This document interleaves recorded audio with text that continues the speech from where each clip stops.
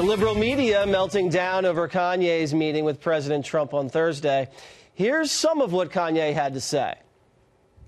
There was something about when I put this hat on, it made me feel like Superman. The liberal would try to control a black person through the concept of racism because they know that we are very proud, emotional people. The problem is illegal guns.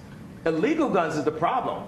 Not legal guns. We have the right to bear arms. We have to bring jobs into America because our best export is entertainment and ideas. But when we make everything in China and not in America, then we're cheating on our country. I'll tell you what, that was pretty impressive. But the mainstream media has been hating on Kanye ever since he came out as a Trump supporter. Listen to this nasty stuff they've had to say over at CNN. Kanye West is what happens when Negroes don't read. And we have this now, and now Donald Trump is going to use it and pervert it, and he's going to have somebody who can stand with him and take pictures. Black folks are about to trade Kanye West in the racial draft. He's an attention whore like the president. He's all of a sudden now the model spokesperson. He's the token Negro of the Trump administration. This is ridiculous, and no one should be taking Kanye West seriously. Wow. Here to react, political commentators Smith and Wendy Osefo.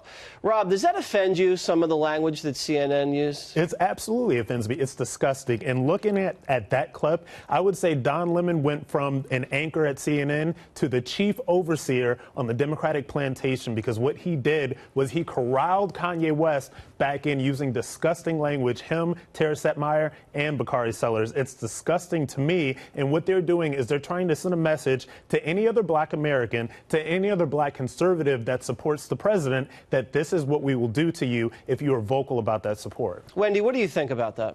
My problem with Kanye is not the fact that he wants to support Donald Trump because he has the right to. My problem is that he was given the ability to go to the Oval Office and he basically performed in ignorance. And what I mean by that is the fact that when he went there, he could have talked to Donald Trump about what's going on in Chicago. He could have talked about stop and frisk. He could have asked Donald Trump, why did he cut mental health reform and why else did he cut education? But he did not. He used that time to basically be a minstrel show and pound on the table. I completely disagree. Minstrel show is a strong word. And it's fine for you to disagree, but this is what I also think. I think that the conservative party, the GOP, has to decide when is it okay for black athletes and performers to either shut up and dribble or them to become the beacon of hope for your party, because you can't have it both ways. Wendy, he actually did bring up stop and frisk. He said he doesn't like stop and frisk and told the president that he should knock it off. But go ahead. And for you to call it a minstrel show, you are doing what every other black person is doing right now to anybody who dares to espouse That's not true. conservative. You did. You just did it.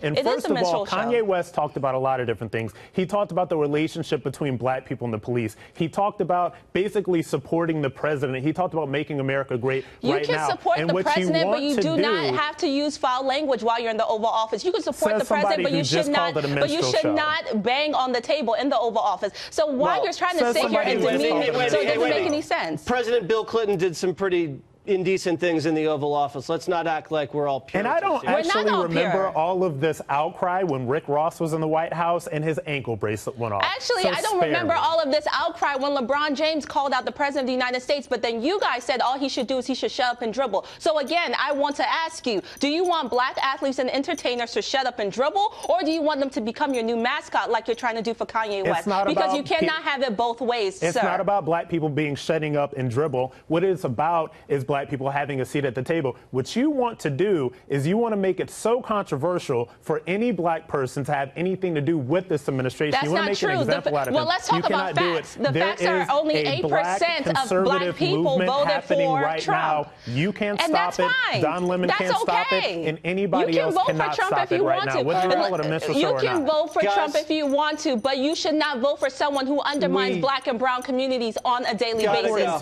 Wendy, Rob, healthy debate. We got to run. Thank you guys very much. Thanks.